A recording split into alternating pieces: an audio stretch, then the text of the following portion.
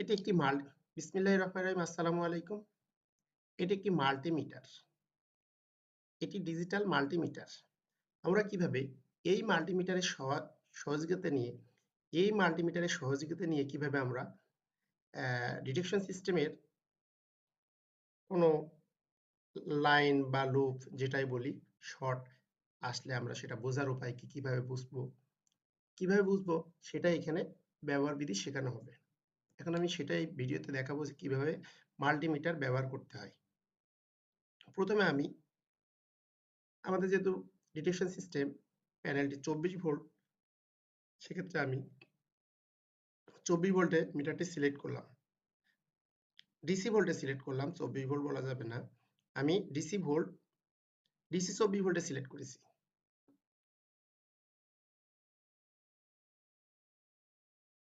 এই ব্যাটারিটা কত ভোল্ট আছে সেটা চেক করব।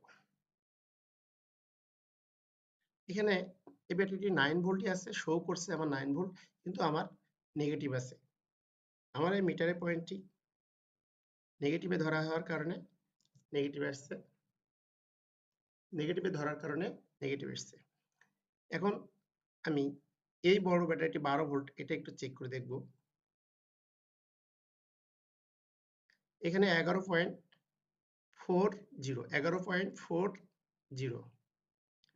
এটি ঠিক আছে, এটি আমার ভোল্টেজ। এখন আমি পাওয়ার সাপ্লাই সেট করব। এটি হচ্ছে 30 volt power supply. 30 volt power supply আমার কি পরিমাণ ভোল্ট আছে, 30 ভোল্ট পাওয়ার সাপ্লাইতে আমি 30 ভোল্টই পাচ্ছি। আমি একটু রেগুলেটরটা ঘুরিয়ে দেখব, কম বেশি করতে পারবো। আমি পাওয়ার সাপ্লাই থেকে আমি রেগুলেটর সিস্টেম বা ভেরিয়েবল যেটাই বলি, এখান থেকে আমি কম বেশি করতে পারবো। এখন আমি ডায়োডটি চেক করব।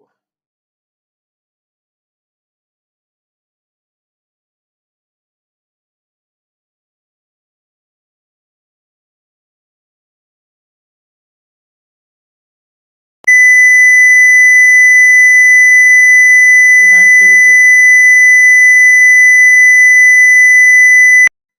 এখন আমি রেজিস্ট্যান্সটি চেক করব। এই রেজিস্ট্যান্সটি আমি সাউন্ডের ক্ষেত্রে ব্যবহার করা হয়ে থাকে। এই রেজিস্ট্যান্সটি 10 কিলো ওহম।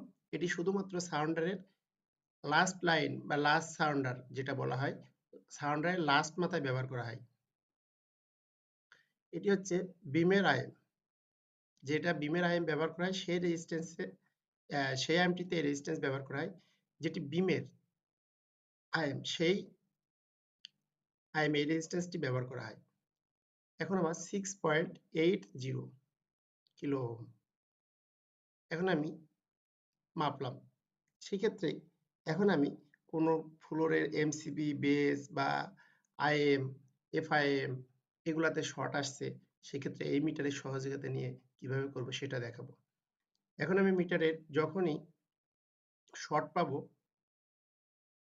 মিটারে তখনই 00 শো করবে, 00 ওহম শো করবে যে আমার কোনো কার্ডের সমস্যা বা কোনো লুপের সমস্যা, কোনো ডিভাইসের শর্ট হয়েছে। সেক্ষেত্রে এরকম থাকবে, প্রত্যেকটি শর্ট হলেই আমি যখনই মিটার ধরবো তখনই এরকম শর্ট আসবে।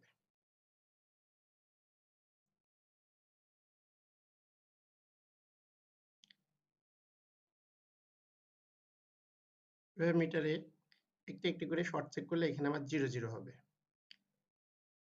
এটি বেজে শর্ট আছে কিনা চেক করব।